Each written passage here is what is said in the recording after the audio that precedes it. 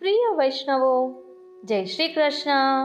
मन की बात मन आतुरी के साथ सत्संग में आपનું હાર્દિક સ્વાગત છે।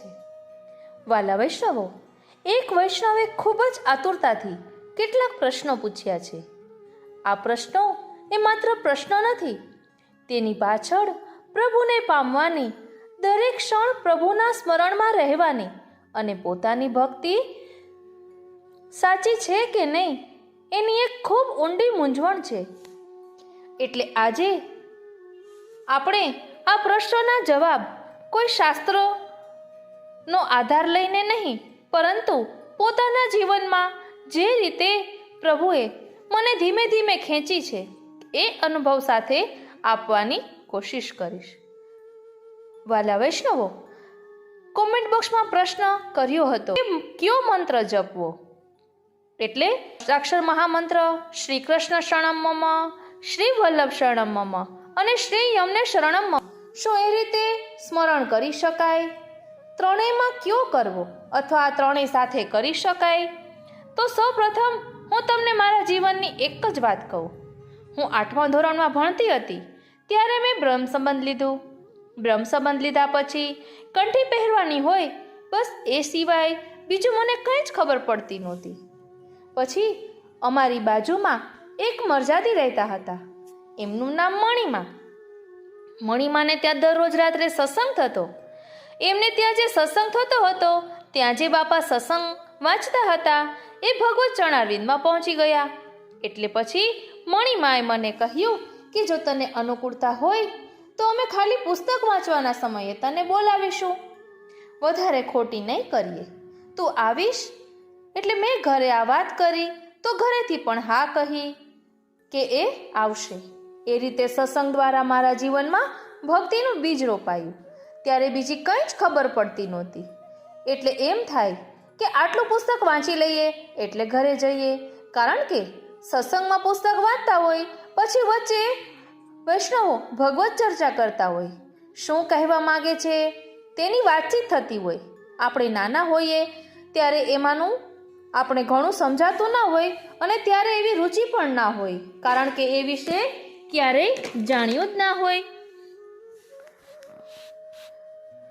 પણ આજે પાછળ વળીને જોઉં છું ત્યારે સમજાય છે કે પ્રભુ કયા પ્રકારે આપણું વરણ કરે, આપણો અંગીકાર કરે એ આપણને ક્યાં ખબર હોય છે।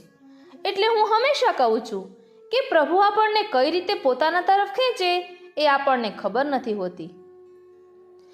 એટલે આપને પ્રભુ પ્રેરણા કરે છે તો એ ત્રણેય મંત્ર સાથે કરી શકાય। હવે મારા લગ્ન પુષ્ટિમાર્ગ ઘરમાં થયા ત્યારે મણિમાએ મને કહ્યું કે તને આ સત્સંગનું ફળ મળ્યું, અને ખરેખર મેં તો થોડોક સમય જ સત્સંગમાં પુસ્તક વાંચવા ગઈ હતી। એ પણ કોઈ ફળ મેળવવાની ઈચ્છાથી નહીં, માત્ર એટલા માટે ગઈ હતી કે લોકોનો સત્સંગ બંધ ન થાય। પણ પ્રભુએ એમાંથી શું ફળ આપવાનું હતું એ મને ત્યારે ક્યાં ખબર હતી। એટલે આપને પણ હું એટલું જ કહીશ કે તમને અત્યારે જે નામસ્મરણની પ્રેરણા થાય છે એમાં વધારે મૂંઝાશો નહીં। શ્રી કૃષ્ણ શરણમ મમ, શ્રી વલ્લભ શરણમ મમ, શ્રી યમને શરણમ મમ, જે રીતે હૃદયમાં પ્રેરણા થાય છે તે રીતે ભાવપૂર્વક સ્મરણ કરતા રહો। પ્રભુ પોતે આગળનો માર્ગ બતાવશે। પછી બીજો પ્રશ્ન એ હતો કે પાઠ ક્યારે અને કેવી રીતે કરવો, એટલે કે યમનાષ્ટક અને સર્વોત્તમજીનો પાઠ શુદ્ધ હોઈએ ત્યારે ઉચ્ચારપૂર્વક કરી શકાય? હું પોતે પણ જોરથી બોલીને જ કરું છું, મનમાં મારું પણ મન ભટકે છે। અહીં પૂછ્યું હતું કે મનમાં પાઠ કરું તો મન ભટકી જાય, પરંતુ ઉચ્ચારણપૂર્વક કરું તો પોતાનો અવાજ કાનમાં પડે એટલે મન પાછું આવે છે।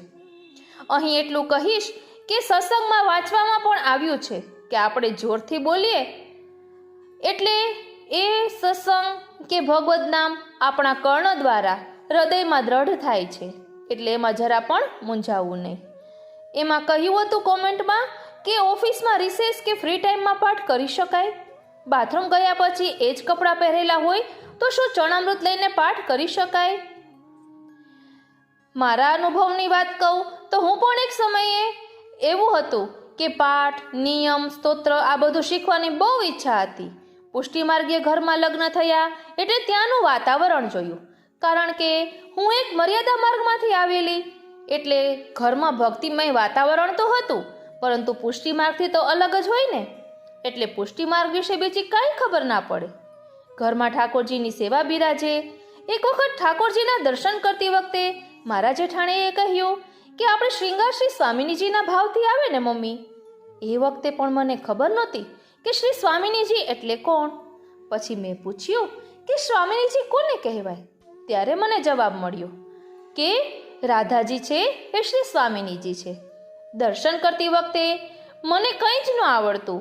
સન્મુખમાં કૃષ્ણાશ્રયનો પાઠ બોલતા હોય તો છેલ્લે કૃષ્ણ એવ ગતિર્મમ એટલું આવડે, એ સિવાય બીજું કંઈ ખબર નહીં. પછી પુસ્તકોમાંથી પાઠ અને બધું શીખવાની શરૂઆત કરી. મારી સગાઈ થઈ ત્યારે મને મારા વરે કહ્યું હતું કે દરરોજ યમનાષ્ટકનો પાઠ કરજે. ત્યારથી મેં યમનાષ્ટકનો પાઠ કરવાની શરૂઆત કરી. એટલે મારા ઘરે કહ્યું ત્યારથી હું દરરોજ કરતી હતી. પછી દરરોજ બપોરે પાઠ શીખવાની શરૂઆત કરી.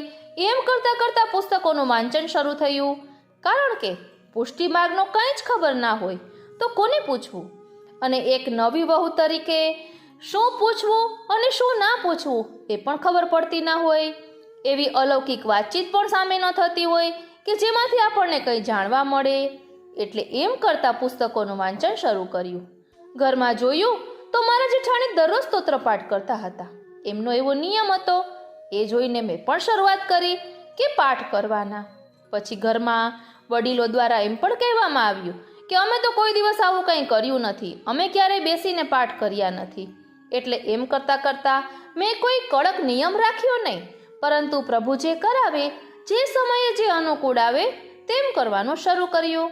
હવે તમારા મનમાં જે પાઠની વાત છે પ્રશ્નમાં, એમાં પણ હું એટલું જ કહીશ કે તમારી પરિસ્થિતિ અને તમારા ભાવ પ્રમાણે તમે જે રીતે પાઠથી મન પ્રભુમાં જોડાય એ રીતે કરી શકો છો. જો ઉચ્ચારણથી મન પાછું આવે તો ઉચ્ચારણપૂર્વક કરવું.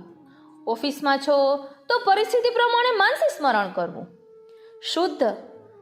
શુદ્ધિ અને પાઠના જે વિશેષ નિયમો છે તે શક્ય હોય ત્યાં સુધી જાળવવા જોઈએ.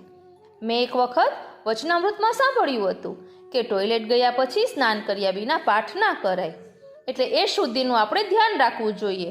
અને આમ પણ કહેવામાં આવે છે કે આપણે વોશરૂમ કે ગયા હોઈએ પછી 16 કોગળા કરવાના, એવી રીતે પણ આવે છે. ઓ શ્રીનાથજી. પરંતુ સાથે સાથે નામ સ્મરણને એવી રીતે ના જોવું કે હવે કોઈ પણ પરિસ્થિતિમાં પ્રભુનું સ્મરણ જ નહીં કરી શકાય. પ્રભુનું સ્મરણ તો આપણો આશ્રય છે. અને મેં સત્સંગમાં એવું પણ સાંભળ્યું છે કે એક ભક્તને એવી ટેવ હતી કે આખો દિવસ રાધાજીનું નામ લીધા કરે, એક ક્ષણ પણ છોડે નહીં. પછી કોઈએ કહ્યું કે આવું કંઈ અશુદ્ધિનો સમય હોય ત્યારે, તો એમને જવાબ આપ્યો કે જે ત્યારે જીવ ચાલ્યો જાય તો ભગવદ નામ તો છૂટી જાય ને. એટલે ભગવદ નામ છોવાતું નથી. સંસ્કૃતના મંત્રો આપણે ના બોલી શકીએ કોઈ બાધક હોય ત્યારે, પણ ભગવદ નામ બોલી શકાય છે. આપણો અષ્ટાક્ષર મહામંત્ર એવો છે કે જે ગમે તે પરિસ્થિતિમાં બોલી શકાય છે. હવે આ ત્રીજો પ્રશ્ન એમ હતો કે મન ભટકે, પાઠ ઝડપથી થાય તો શું? એમાં પ્રશ્ન કર્યો હતો કે હું ઉઠતા બેસતા ચાલતા ફરતા યમનાષ્ટક અને 41 પદોનો પાઠ કરું છું. ઘરમાં હોઉં કે એકલો હોઉં તો ઉચ્ચારણપૂર્વક, અને બહાર હોઉં તો હોઠ ફફડાવીને પાઠ કરું છું. પણ પાઠ કરતી વખતે મન ઘણીવાર બહાર ભટકી જાય છે. પ્રયત્ન કરીને પાછો લાવું છું પણ ફરી ભટકી જાય છે. 2 મિનિટમાં પાઠ થઈ જાય એટલે ધીમો પણ નથી થતો. તો શું પોપટની જેમ પાઠ કરવાથી અને ચંચળ મન હોવા છતાં પાઠ ચાલુ રાખવાથી મારી યમના માને સુખ પહોંચશે ખરું? શું મારી માં આવું યંત્રવત સ્મરણ સ્વીકારશે ખરી? હવે હું મારા અનુભવની વાત કરું તો આ પ્રશ્ન વાંચ્યો ને ત્યારે મને એવું લાગ્યું કે આ પ્રશ્નમાં જે મૂંઝવણ છે ને એમાંથી ઘણી મૂંઝવણો મારા જીવનમાં પણ રહી ચૂકી છે. સેવામાં હાથ પવિત્ર કરવાનો પણ ખૂબ મન થાય, પણ બીજી કંઈ ખબર ન પડે. આપણા મોટા કંઈ કરતા હોય એ જોઈને આપણે કરતા હોઈએ તો ક્યારેક એમ કહેવામાં આવે કે આ તો વાદ કરે છે. હું આ વાત કોઈની નિંદા કરવા માટે નથી કરતી, પરંતુ જીવનમાં દરેક પ્રકારનો સમય આવતો હોય છે અને પ્રભુ આપણું કયા પ્રકારે વરણ કરશે એ આપણને ખબર હોતી નથી. સેવા કરવાની તત્પરતા હોવા છતાં એ બધું ના મળતું હોય તો એ સેવાનો વિરહ પણ અંદર રહે. અને સેવા ન મળવાના વિરહમાં જે પુસ્તકોનું વાંચન શરૂ કર્યું, પુસ્તકો વાંચતી ગઈ, મનન કરતી ગઈ, ચિંતન કરતી ગઈ, અને એ જ મારા માટે એક રીતે ફલરૂપ થયું. આજે ભૌતિક રીતે ભલે કોઈ સામગ્રી ન સિદ્ધ થતી હોય, કંઈ કરવાનું ન થતું હોય, શરીર સાથ ન આપતું હોય, છતાં પણ મનથી સત્સંગ દ્વારા આપણે આંબા મનોરથ, હોળી ખેલનો મનોરથ, ઉત્સવો આ બધું જ કરીએ છીએ, જેનો અનુભવ પણ આપણને આપણા હૃદયમાં થઈ રહ્યો છે. તો બસ આ શું છે? આ પણ ભક્તિનો જ એક પ્રકાર છે, કારણ કે ચિત્ત આપણું પ્રભુમાં છે. જો ભૌતિક રીતે સેવામાં જોડાયેલા હોઈએ અને મન ત્યાં ના હોય, મન સંસારના કાર્યોમાં ભટકતું હોય, તો તેના કરતાં સંસારમાં રહીને મન પ્રભુમાં રહે એ બેસ્ટ છે. આપણે ભગવદ્ વાર્તામાં પણ આવે છે કે એક વૈષ્ણવ સેવા કરતા હતા અને એમનું મન ચપ્પલ વેચવાની વાતમાં ગયું. તેમાં જોડા શબ્દ પણ આવે છે. તો એમને ત્યાં જે દાસી કે હોય છે એ કોઈ બીજું પૂછે છે કે આ ભાઈ ક્યાં છે, તો કહે એ તો હોય કે જોડા વેચવા ગયા છે. પછી આ વૈષ્ણવ સેવામાંથી બહાર આવે ત્યારે કહે કે તે એમ કેમ કીધું? તો કહે છે કે તમારું મન ત્યારે ક્યાં હતું? એટલે સેવામાં હોવા છતાં મન બહારની ક્રિયાઓમાં રહે તેના કરતાં સંસારમાં રહીને મન પ્રભુમાં રહે તે સારું કહેવાય. કારણ કે ગમે તે પ્રકારે પ્રભુમાં નિરોધ થવો જરૂરી છે, મન પ્રભુમાં રહેવું જરૂરી છે. એટલે હવે આપ જરા પણ મૂંઝાશો નહીં. તમે જે રીતે કહો છો શ્રી કૃષ્ણ શરણમ મમ, શ્રી વલ્લભ શરણમ મમ, શ્રી અમને શરણમ મમ, તો બસ એ પ્રકારે કરતા રહો. પ્રભુ તમને પ્રેરણા કરશે કે હવે આમ કરવું છે કે તેમ કરવું છે. કારણ કે મેં અગાઉ પણ કહ્યું હતું તેમ પહેલાં હું પાઠ કરતી હતી, હવે અત્યારે સર્વોત્તમને યમનાષ્ટક કંઈ જ એવી રીતે નિયમથી થતું નથી. પરંતુ છતાં પણ મને દ્રઢ વિશ્વાસ છે કે પ્રભુ પ્રસન્ન છે. કઈ રીતે? તો એ આપણને હૃદયમાં અનુભવ કરાવી જ દે છે. અત્યારે કોઈ પણ ઉત્સવ હોય કે દરરોજ કંઈક ને કંઈક સત્સંગ કરવાનો હોય, દાખલા તરીકે અત્યારે તમે જે પ્રશ્ન કર્યો તો એ પ્રશ્ન ઉપર મનન ચિંતન તો કર્યું જ હોય, તો મન તો પ્રભુમાં રહ્યું ને. બસ આપણું મન ક્યાં છે તે જોવાનું છે. વૈષ્ણવનો સૌથી આતુર પ્રશ્ન કે મારે પ્રભુ વગર નથી રહેવું, મારે ભક્તિ કરવી છે. એમાં પ્રશ્ન હતો કે મારે એક ક્ષણ પણ પ્રભુના ભજન વગર નથી રહેવું. મને ભક્તિ કરતા નથી આવડતી, પણ મારે ભક્તિ કરવી છે. મારે દરેક શ્વાસ અને દરેક ક્ષણ પ્રભુમાં જોડવી છે. ખબર નથી અંતિમ સમય ક્યારે આવી જાય. મને પ્રભુ વગર, મારી મા વગર રહેવું નથી. કંઈક રસ્તો બતાવો.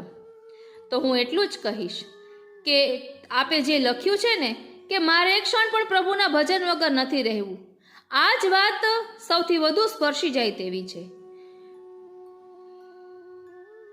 આપને હું બીજું કંઈ મોટું કહેવું નથી, પણ મેં મારો અનુભવ જ આપને કહ્યો છે કે મારા લગ્ન થયા પછી ત્યાંનું વાતાવરણ જોઈને, પુસ્તકો વાંચીને, સત્સંગ કરીને, પાઠ શીખીને ધીમે ધીમે સમજ પડતી ગઈ. પહેલાં હું યમનાષ્ટક ને બધું નિયમથી કરતી હતી, પાઠ કરતી હતી, પુસ્તકો વાંચતી હતી. હવે એવું નથી બનતું. તો હું દરરોજ એ જ રીતે કોઈને કોઈ એક પાઠ નિયમથી કરું છું એવું નથી થતું. પરંતુ મારા મનમાં એક દ્રઢ વિશ્વાસ છે કે પ્રભુ પ્રસન્ન છે. એ પ્રસન્નતા બહારથી કોઈ આવીને પ્રમાણિત નહીં કરે, એનો અનુભવ હૃદયમાં થશે. અને એટલું જ હું તમને કહું છું કે તમારી ભક્તિને સતત માપવાના બદલે મારો પાઠ બરાબર થયો કે નહીં, મારું મન લાગ્યું કે નહીં, મારી ભક્તિ પ્રભુ સ્વીકારશે કે નહીં, એ પ્રશ્નોમાં જવાને બદલે પ્રભુના રસમાં ડૂબેલા રહો, પ્રભુનું સ્મરણ કરતા રહો. અષ્ટાક્ષર મંત્રમાં પ્રેરણા થાય તો એ કરો, વલ્લભ નામના પ્રેરણા થાય તો એ કરો, શ્રી યમુનાજીનું સ્મરણ કરો. આપને જે રૂચે એ કરો. ફક્ત ને ફક્ત મન પ્રભુમાં રહેવું જોઈએ. અને પ્રભુને વિનંતી કરવાની કે હે પ્રભુ, મેરી કૃતિ જીન દેખો શ્રી વલ્લભ, છીન છીન મેં અપરાધ કરે. એટલે હે વલ્લભ પ્રભુ, આપ મારી કૃતિ સામું ન જોતા, પરંતુ આપ તો કૃપાના સાગર છો. શ્રી યમુનાજી પણ કૃપાના સાગર છે, શ્રી વલ્લભ પ્રભુ પણ કૃપાના સાગર છે, શ્રી ઠાકોરજી પણ કૃપાના સાગર છે. એટલે એ ક્યારે પણ આપણા દોષોને જોતા નથી. પ્રિય વૈષ્ણવો, આપણે વચનામૃતમાં પણ સાંભળીએ છીએ કે નામ અને નામીમાં કોઈ ભેદ નથી. નામ બોલતા સ્વરૂપ ખડું થઈ જાય છે. અને આપણે એ પણ જાણીએ છીએ કે રામાયણમાં વર્ણન આવે છે કે શ્રી રામ ભગવાનના નામથી પથ્થર પણ તરી ગયા અને સેતુ બંધાણો. એટલે એ નામમાં કેટલી શક્તિ છે એ આપણે સમજી શકીએ છીએ. આપણે શ્રી કૃષ્ણ શણમમ મંત્રનું સ્મરણ કરતાં કરતાં શરણાગતિનો ભાવ રાખવાનો અને ચિંતન કરવાનું કે પ્રિયા પ્રીતમ બિરાજતા હતા, માન કર્યું હતું, ત્યારે શ્રી વલ્લભ પ્રભુએ પધારીને બંનેનું માન છોડાવ્યું, બંનેને સિંહાસન પર પધરાવ્યા અને શ્રી કૃષ્ણ શણમમએ મંત્ર બોલ્યો. આ રીતે ગોલોકધામમાં શ્રી અષ્ટાક્ષર મંત્રનું પ્રાકટ્ય થયું. આ અષ્ટાક્ષર મહામંત્રના પ્રાકટ્યનો ભાવ છે. ચિંતન કરતા કરતા જ્યારે આપણે શ્રી વલ્લભ શરણમમ બોલીએ ત્યારે મનમાં ચિંતન કરવું કે આ એ શ્રી વલ્લભ છે જેણે પ્રિય પ્રીતમનું મિલન કરાવ્યું, ભક્તોના મનોરથ પૂર્ણ કર્યા, દેવી જીવોનો ઉદ્ધાર કરનારા, વાણીના પતિ વૈશ્વાનર શ્રી સુબોધિનીજી દ્વારા ભાગવતજીના ગૂઢ અર્થોને પ્રકટ કરનારા શ્રી વલ્લભ પ્રભુનું ચિંતન કરવું. અને વલ્લભ સાખીમાં કહ્યું છે ને, શ્રી વલ્લભ નામ અગાધ હૈ જહાં તહાં તું મત બોલ, જબ હરિજન ગ્રાહક મિલે તા આગે તું ખોલ. તો વલ્લભનું નામ કેવું છે? તો કહે કે આપણે વલ્લભ નામ બોલીએ ને તો યાહી મેં ગોકુલ, યાહી મેં વૃંદાવન, યાહી મેં વ્રજમંડલો, સબનતે શ્રી વલ્લભ નામ ભલો. આમ આ એ શ્રી વલ્લભ છે કે જેમનું નામ બોલતા આપણને વ્રજનું સ્મરણ થઈ આવે, જેમણે શ્રી સુબોધિનીજી દ્વારા શ્રી ભાગવતજીના ગૂઢ અર્થોને પ્રકટ કર્યા. આ રીતે આપણે શ્રી વલ્લભના સ્વરૂપનું ચિંતન કરતા કરતા, એમના મહાત્મ્યનું સ્મરણ કરતા કરતા શ્રી વલ્લભ શરણમમ બોલવું. આપણે શ્રી વિઠ્ઠલદાસ બાપોદરા એમને પણ એક કીર્તન ગાયું છે. તેમાં કહ્યું છે ને, શ્રી યમુનાજી માં વલ્લભ, શ્રી ગિરિરાજ માં વલ્લભ, બેઠકમાં શ્રી વલ્લભ વલ્લભ, મહાપ્રભુજી શ્રી વલ્લભ, વ્રજમાં વલ્લભ, જગમાં વલ્લભ, કોટી બ્રહ્માંડે શ્રી વલ્લભ. એટલે આપણે શ્રી વલ્લભ શરણમમ બોલીએ ત્યારે આ પ્રકારનું ચિંતન કરી શકાય. અને આપણે આશ્રયના પદ બોલીએ છીએ તેમાં પણ કહીએ છીએ ને, શ્રી વલ્લભને શરણે જઈને રહીએ આનંદમાં, સેવું સદા હું તો વ્રજના ધણી, માંગુ એટલું. અને આપણે એ પણ કહીએ છીએ, આશ્રય તો એક જ શ્રી વલ્લભનો રાખજો, સેવા કરીને દાસ ધર્મને નિભાવજો, સુબોધિની ગ્રંથને અમૂલક જાણજો, ભક્તિ રસ પાન કરી સૌને પીવડાવજો, તન સેવા ધન સેવા સાધન પ્રમાણજો, ફલરૂપ સેવા એ તો માનસી રે જાણજો. આમ આપણે શ્રી વલ્લભ શરણમમ બોલીએ ત્યારે શ્રી વલ્લભની કૃપાના પ્રસંગોનું સ્મરણ થઈ આવે. શ્રી મહાપ્રભુજીના 84 વૈષ્ણવો, એમના 84 બેઠકજી, આ બધાનું મનન ચિંતન થઈ શકે. આ રીતે શ્રી વલ્લભના સ્મરણનું ચિંતન કરી શકાય. શ્રી વલ્લભ શરણમમ. એવી જ રીતે આપણે શ્રી યમને શરણમમ બોલીએ તો તરત જ આ ભાવનું સ્મરણ આપણને થઈ આવે કે ભક્તોના તાપને દૂર કરનારા શ્રી યમુનાજીને મારા નમન, હું એમના શરણે છું. શ્રી યમુનાજી કેવા છે? તો ભક્તોને ભગવાનનું મિલન કરાવનારા છે. હર કૃષ્ણ મિલનાંતરાય, ભક્તિમાં આવતા પ્રતિબંધોને દૂર કરનારા છે. એટલે આપણે શા માટે શ્રી વલ્લભ શરણમમ અને શ્રી યમને શરણમમ કહીએ છીએ? તો આ બંને ભક્તિમાં આવતા પ્રતિબંધોને દૂર કરનારા છે અને પ્રભુની પ્રાપ્તિ કરાવનારા છે. કારણ કે આપણે સીધા શ્રી ઠાકોરજીને નહીં મળી શકીએ.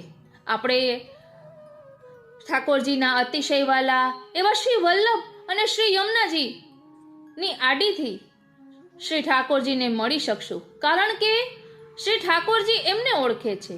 આપણે ઠાકોરજીને ભોગ ધરીએ ત્યારે પણ કહીએ છીએ કે શ્રી વલ્લભની કાનીથી આરોગજો, અને અષ્ટયામ સેવામાં દરેક પ્રકારે શ્રી યમુનાજીનું કેટલું મહાત્મ્ય છે. ઝારીજી સ્વરૂપે શ્રી યમુનાજી બિરાજે છે, અને ઠાકોરજીની બધી જ લીલાઓ શ્રી યમુનાજીના તટે છે.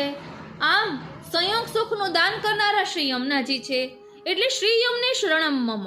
અને આપણે આ રીતે પ્રસંગોનું સ્મરણ કરતા કરતા પદ પણ બોલીએ છીએ ને કે જગત મેં શ્રી યમુનાજી પરમ કૃપાલ, વિનતી કરત તુરત સુન લીની, ભઈ મોપે દયાલ. એટલે શ્રી યમુનાજીના પ્રસંગો, કૃપાના પ્રસંગોનું સ્મરણ થઈ આવે.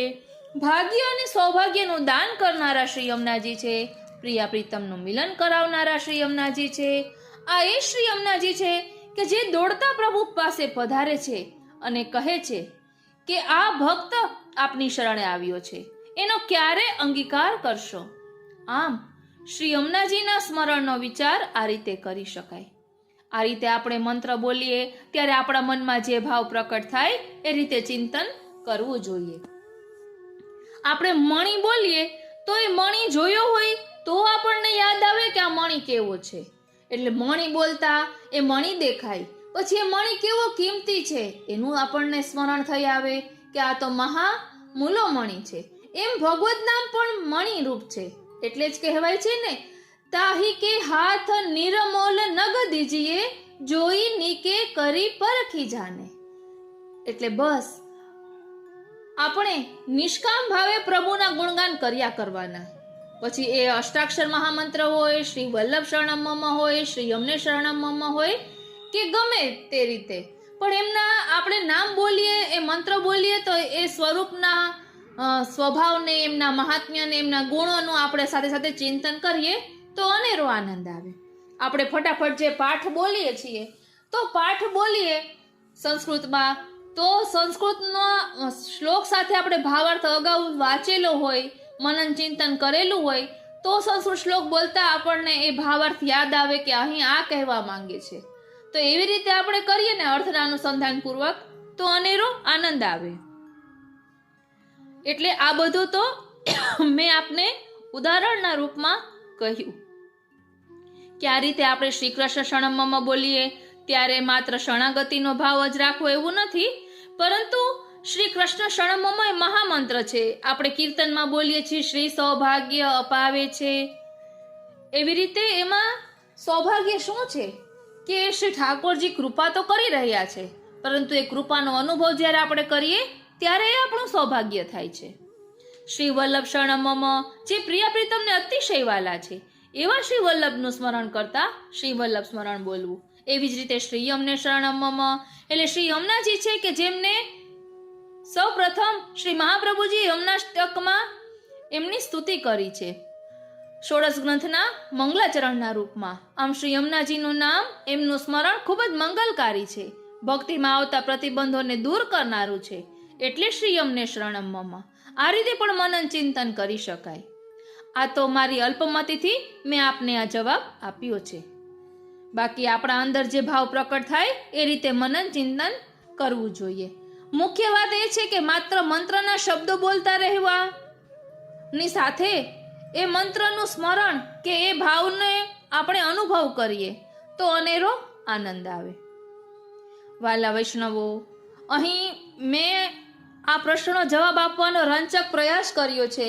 બાકી કયા મંત્રો બોલવા જોઈએ ને એવી રીતે પુસ્તકોમાં તો ઘણી જગ્યાએ હોય છે કે કયા મંત્રનો પાઠ કરવો કે જપ કરવો. બાકી આ અષ્ટાક્ષર મહામંત્ર એવો છે કે આપણે કોઈ પણ સ્થિતિમાં બોલી શકીએ, એને જેને મહામંત્ર કહેવાય છે. પછી જો આપને હજી કંઈ વધુ જાણવું હોય તો કોમેન્ટ બોક્સમાં જરૂરથી જણાવશો. આજનો આ સત્સંગ શ્રીનાથજી, શ્રી યમુનાજી, શ્રી મહાપ્રભુજીના ચરણારવિંદમાં સમર્પિત કરું છું અને એ જ વિનંતી ધરું છું કે અહીં દર્શાવેલા ભાવને અમે અમારા આત્મપટલ પર ધારણ કરી શકીએ એવી કૃપા કરો. અહીં જે વૈષ્ણવે પ્રશ્ન કર્યો છે એમને હું કહું છું કે આપના મનને સંતોષ થયો કે નહીં આ સાંભળીને તે પણ કોમેન્ટ બોક્સમાં જણાવશો.